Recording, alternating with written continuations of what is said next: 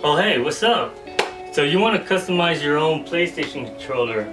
Today I'll show you how to do it just like this. Let's get into it. Alright, let's begin. So you see these 4 screws right here? We're going to unscrew them, but make sure that you have a small screwdriver set.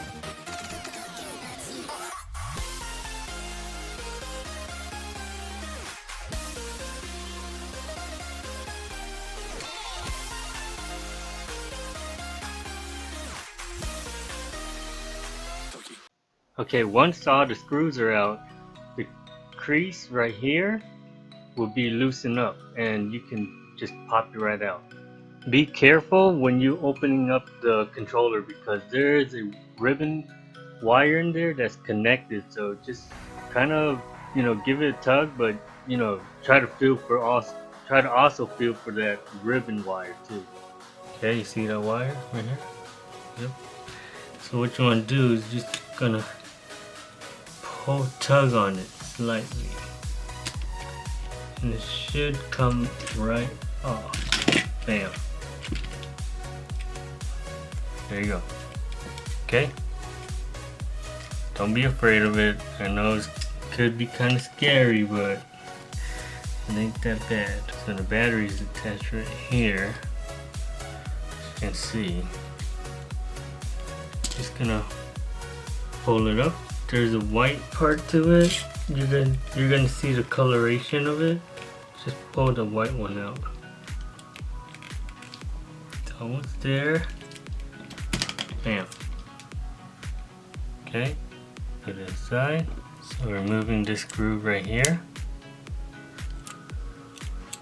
Take it out. There's only one, you can tell by the difference in color. This one's going to be for the motherboard, and the black one will be for the outer shell. Okay, before you pull anything else up, there's this tag wire that you need to unplug. So let's unplug that. Simply just pull it out. You tuck it into the back right here, and then lift. There you go. The rest should be easy. Removing this, set it all aside.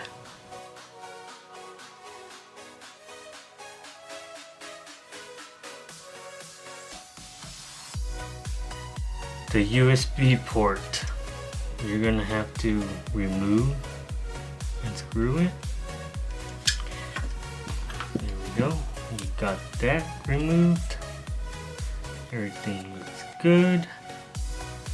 Now let's get into spray painting it. Alright, before we begin, let's grab either sandpaper or a scrawling pad, and then you're just gonna sand it down. We want to make sure that the paint that we apply onto this will stick. It's a wet paper towel. Go over it real quick. Get all the dust, the dirt off. After you're done finishing up with the wet paper towel, come in with the dry paper towel and just capture all the moisture that was left from the wet paper towel. Before we begin, let's wear some gloves, a mask, and make sure you're doing this outside. You don't want to inhale this inside or do this inside your house. Then get yourself a little makeshift stand, a rock, a wood, so you can balance your parts on it. Then I'll be using first with the primer.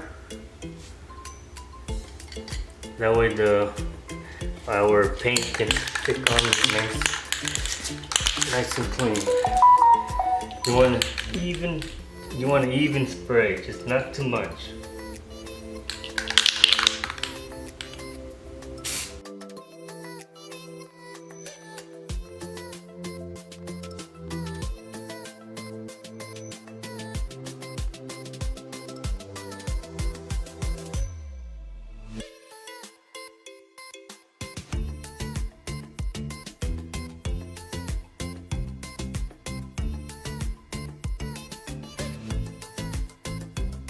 If you also want to spray paint the interactive pad, be sure to apply masking tape underneath it, because there's a circuit board under there and you don't want paint to be under get into it.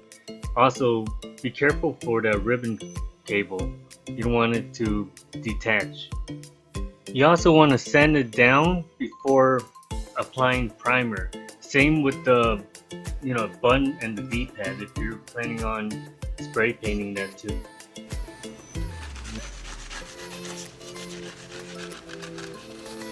For the button, I recommend rolling up some masking tape and then placing the parts onto it like that.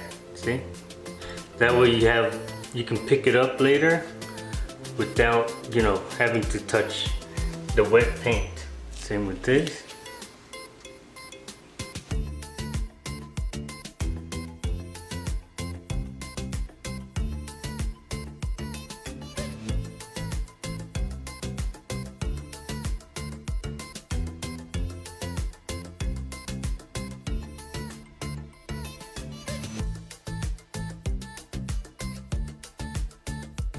Alright, now that we've let it dry for about 30-40 minutes, we're gonna paint it, spray paint it this time. Now I'm gonna go with red in the bottom and yellow on top. I'm using 2-time glossy red. I think that would be nice.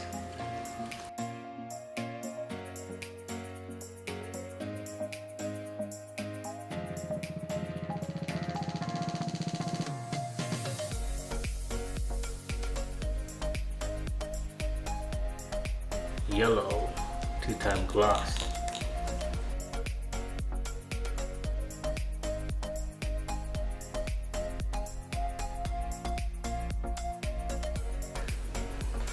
I'm gonna let it dry for about an hour, and then I'm gonna apply one more coating. That way it makes the controller nice and shiny. Alright, here is the finished product.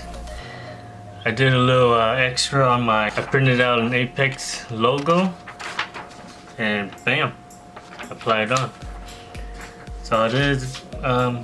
I cut it out, I used masking tape. It's a little process, I kind of messed it up as well, so whatever, it's all good. Okay, so I'm going to put the USB charging port in first. After you put in the USB charging port, get this clear piece, put it into place. Now that we got that side fitted in, let's go ahead and get our upper portion, and we'll start out with the buttons. Now if you paint your button and you don't know where it belongs, underneath it you see this it's color coded, so that should be easy to find.